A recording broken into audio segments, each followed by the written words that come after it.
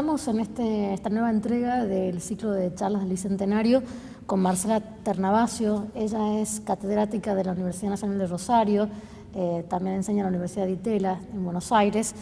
Es miembro del Instituto Ravignani y también autora de un ensayo muy interesante, Gobernar la Revolución, 1810-1816.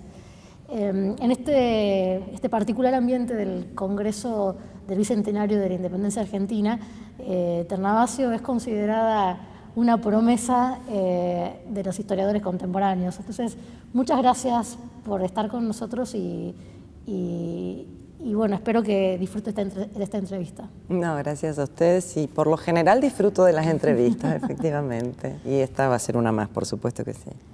Queremos siempre empezar preguntando, ¿no?, por el significado particular que tiene para usted el 9 de julio de 1816. Yo ahí lo puedo dividir, bueno, en varios planos, pero básicamente me centraría en dos. El primero es el recuerdo, ¿no? La memoria de una celebración infantil, de una celebración escolar que nos deja a todos una impronta en torno a la pregunta de qué significaba el 9 de julio al momento de ser celebrado y festejado. Y hoy aquella memoria de la celebración se cruza con el desafío intelectual que para un historiador dedicado al período revolucionario e independiente representa preguntarse qué fue el 9 de julio. Y este desafío intelectual reconozco que tiene siempre, ¿no?, una parte de esa memoria, que es también una memoria colectiva, porque es interrogarse sobre una fecha icónica que muchas veces está cristalizada en la memoria colectiva con determinados sentidos, y lo que los historiadores en general venimos a hacer es a incomodar ese sentido común ya cristalizado. Entonces, bueno, un poco el 9 de julio es eso. En este momento para mí es un gran desafío intelectual. Usted ha escrito sobre la revolución y la idea de gobernarla. ¿No hay una contradicción entre ambas cuestiones? No, por lo siguiente. En primer lugar, porque ese libro es producto, digamos, de una inquietud y de un interrogante que me quedó pendiente de un libro anterior, que era la revolución del voto. Es decir, la pregunta en el libro anterior era cómo se legitima un nuevo gobierno nacido de una revolución y que implica la ruptura del pacto colonial y luego del pacto monárquico, ¿no? Por lo tanto, aquel libro sobre la revolución del voto estaba más bien instalado en la relación entre gobernantes y gobernados, entre representantes y representados. Pero a la vez yo advertía, mientras hacía aquella investigación, que otro gran dilema a partir de 1810 era cómo distribuir el poder y cómo pacificar esta nueva política que nace con la revolución a partir precisamente de la puesta en marcha de los nuevos mecanismos políticos de organización. Y entonces allí la pregunta fue, bueno, ¿cómo gobernar la revolución? Es algo así como cómo gobernar el gobierno, cómo las propias élites que nacen haciendo la carrera de la revolución están permanentemente desafiadas frente a cómo implementar estos mecanismos que alternativamente le pueden dar mucho poder a la vez que le pueden quitar mucho poder. Entonces, allí en Gobernar la Revolución, el punto de llegada era la independencia, ¿no? Ese libro es básicamente una investigación que recorre 1810-1816 y plantados hoy en el Bicentenario del 16, uno podría decir, ese libro llega hasta el momento en que el Congreso Constituyente reunido en Tucumán se enfrenta a la otra gran pregunta, que es cómo poner fin a la revolución. Es decir, el lema que el Congreso Constituyente, pocos días después de decretada la independencia, emerge, digamos, es, bueno, fin a la revolución, principio al orden. Entonces también nosotros hoy nos estamos preguntando cuáles son todas las connotaciones de poner fin a la revolución, ¿no? ¿Qué significaba para aquellos hombres?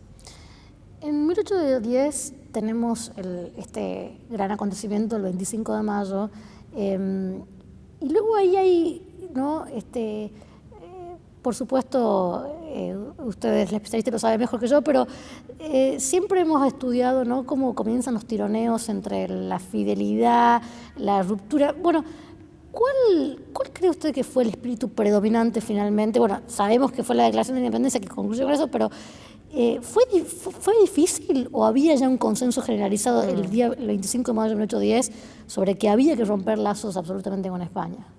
Y pues estás haciendo la pregunta clave, que es hoy el foco de debate historiográfico y que de alguna manera, si vos recorres las distintas mesas que en el seno de este congreso que estamos realizando aquí en la ciudad de Tucumán, vas a notar efectivamente que ese es un foco de debate. Quiero decir, a ver, uno podría rápidamente estilizar los argumentos de la siguiente manera. La historiografía tradicional, desde Bartolomé Mitre en adelante, colocó un gran presupuesto que fue muy eficaz, y es que la independencia de 1816 no fue un punto de llegada, sino que estaba inscrito en el punto de partida. Bien. Es decir, en 1810, ¿con esto qué quiero decir? Que desde Mitre en adelante la interpretación canónica es que los revolucionarios del 10 tenían todos un plan maduro y preconcebido de independencia. Ahora bien, ¿cómo explicar los 6 años que transcurren entre ese supuesto proyecto independentista y la declaración de la independencia? Entonces, frente a las nuevas preguntas que la historiografía se hace hoy, hay justamente una mirada sobre 1810 como un momento en el que se cristalizan muchas alternativas. Es decir, es el momento en que hay muchas alternativas abiertas. ¿Abiertas desde cuándo? Bueno, abiertas desde 1808 frente a la crisis de la monarquía, que actualiza, sin duda, viejos conflictos y resistencias que están dentro del orden colonial, pero que se actualizan de manera muy peculiar a partir de la crisis monárquica, en donde los reyes renuncian al trono en España. En ese contexto, por lo tanto, uno, si se planta en 1810, advierte que la alternativa independentista era absolutamente minoritaria. Por lo tanto, entre otras alternativas estaba la posibilidad de, como de hecho ocurre, mantener fidelidad al rey cautivo, jurar obediencia a ese rey y mientras tanto crear una junta provisoria de gobierno como las de España para tutelar el depósito de la soberanía hasta que el rey regrese. Esta alternativa podía traducirse o bien en una autonomía casi total, sin que esto signifique la independencia respecto del gobierno metropolitano, o bien participar de la experiencia constituyente que se da en la península cuando reúnen cortes muy similares a las francesas, esto es, cortes unicamerales, para debatir una futura constitución para toda la España de los 2 hemisferios, o bien pensar en un regreso al absolutismo, o bien pensar en la coronación de la de la princesa que se hallaba en ese momento en Río de Janeiro, Carlota Joaquina de Borbón, que era la hermana mayor de Fernando VII. Es decir, hay muchas alternativas. Y de hecho, la de la independencia, que todavía no se atreve siquiera a decir su nombre, como tampoco se atreve la revolución a llamarse a sí misma revolución. Claro. Uno podría decir que la podía encarnar un Mariano Moreno, que en realidad habla de emancipación en sus famosos escritos de noviembre y diciembre del 10, pero que claramente pierde la partida política. En la correlación de fuerzas, el así conocido saberismo, ¿no? y lo que da lugar a la Junta Grande es más bien una posición conservadora en el sentido de mantenerse muy cautos frente a lo que puede ocurrir frente a España, sin por eso renunciar al principio de libertad que la Revolución de mayo del 10 ya había instaurado, ¿no? Ayer Eduardo Martire, en su ponencia, consideró que había sido clave para determinar la independencia el grado de sojuzgamiento que había en América, digamos, dispuesto por la dinastía de los Borbones. ¿Usted también cree que eso fue lo que terminó inclinando la balanza para romper directamente? ¿O cuál fue el hecho determinante que pasó de esta, entre comillas, tibieza, esta posición tibia, a una posición frontal de enfrentamiento? Allí precisamente se ven los matices que los historiadores tenemos. Sin duda que lo que el doctor Martire está marcando es algo que uno no puede soslayar, y es lo que significó para los dominios ultramarinos la imposición de las reformas que los Borbones en el siglo XVIII instauran, cuando se instaura la nueva dinastía de origen francés después de la Guerra de Sucesión a comienzos del 18 y que presupuso tratar de convertir a estos dominios en verdaderas colonias y donde el trato hacia estas ahora llamadas colonias, pero no tanto en los documentos oficiales, sino más bien en los documentos privados, precisamente porque era muy humillante a los americanos.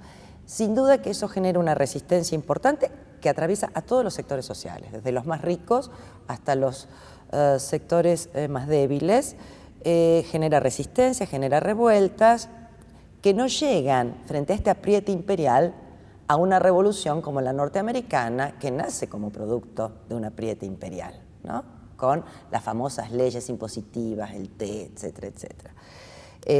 Pero sí es cierto también que la crisis de la monarquía del 8, que el doctor Martiré ha estudiado muy bien, actualiza muy rápidamente estos tópicos que están, digamos, presentes y que hacen parte también del gran debate ilustrado de todo el mundo hispánico y era en torno a cómo reformar la monarquía, ¿no?